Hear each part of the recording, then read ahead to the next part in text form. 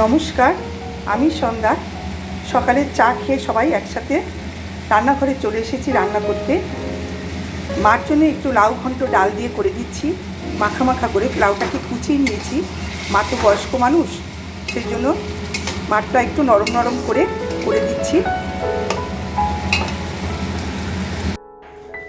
পাঁচমিশালি তরকারির জন্য আমি বাজার থেকে ডাঁটা এনেছি।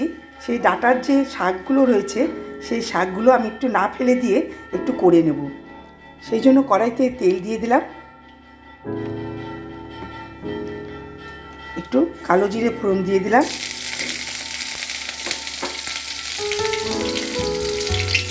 আর একটা শুকনো লঙ্কা ফোড়ন দিলাম। দেখুন শাকটা আমার সুন্দর হয়ে গেছে, মিশেও গেছে। আমার হাজব্যান্ড বলেছিল এই শাকটা করো না, ফেলে দাও, এই শাক কখনোই মিশবে না। এই দেখুন কি সুন্দর মিশে গেছে। এরা তো বোঝে না, তার জন্য এরকম বলে। আমার শাশুড়ি মা শাকটা খেতে চেয়েছে বলে আমি এইভাবে করলাম। শাকটাও নামিয়ে নেব। এবার আমি পাঁচমিশালি তরকারি করব। ঘরে সব একটু একটু সবজি ছিল, সেই সব সবজি আমি নিয়ে নিয়েছি। তার সঙ্গে আমি থোড়টা বাজার থেকে একটু এনেছি, থোড়টাকে আমি ভাপিয়ে নিচ্ছি। কড়াইতে একটু পাঁচমিশালিতে দেওয়ার জন্য একটু শুকনো খোলায় একটু শুকনো লঙ্কা দুটো, একটু ধনে তেলে নেব, একটু জিরে তেলে নেব।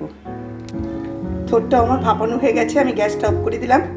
এদিকে আমি এই ছোট্ট হামলদিস্তা আছে, এই হামলদিস্তায় আমি এই শুকনো যে খোলায় যে ভাজা ধনে জিরে শুকনো লঙ্কা তেজপাতাটা আমি গুঁড়ো করে নেব।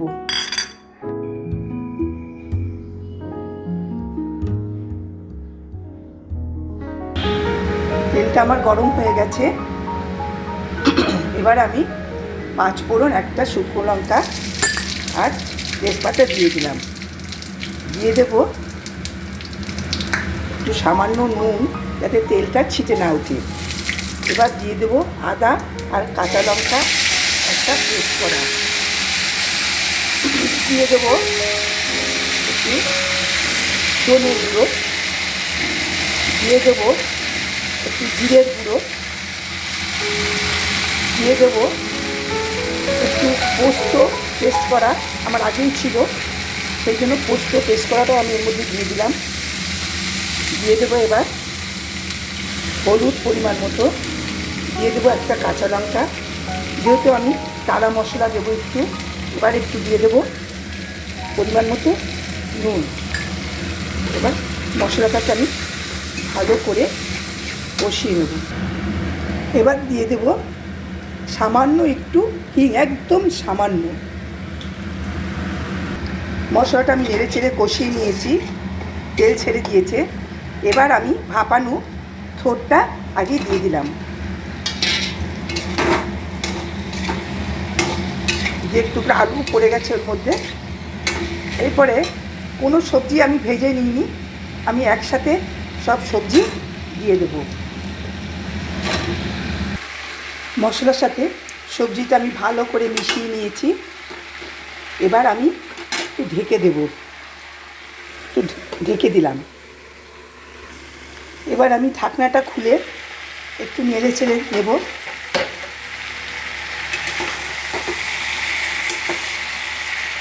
আমি এখন একটু জল ব্যবহার করিনি, এই জন্য এখন একটু জল দিয়ে আবার কিছুক্ষণ ঢেকে দেবো।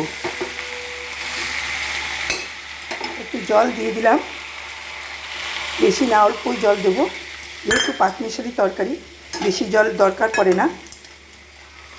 জল দিয়ে আমি আবার ঢেকে দিলাম। এবার আমি ঢাকনাটা খুলে নিলাম। ভাজা মশলাটা আমি ঢেলে এবার সেকে দিয়ে নেব। দিয়ে আমি ভালো করে তরকারিটাকে মিশিয়ে নেব। ভালো করে ভাজা মশলার সাথে আমি সবজিগুলো মিশিয়ে নিয়েছি। এবার আবার কিছুক্ষণের জন্য আমি ঢেকে দিলাম। এবার আমি ঢাকনাটা খুলে নিলাম। সবজিগুলো সব মিশে গেছে, সুন্দরভাবে হয়ে গেছে আমার পাঁচ তরকারি। এদিকে আমার মার জন্য একটু ডাল দিয়ে লাউ ঘন্ট করেছি, শাকটাও সুন্দর হয়ে গেছে। আমার রেসিপিটা যদি আপনাদের ভালো লেগে থাকে আমাকে একটা লাইক কমেন্টস শেয়ার করে দেবেন, আমার চ্যানেলটিকে সাবস্ক্রাইব করে দেবেন।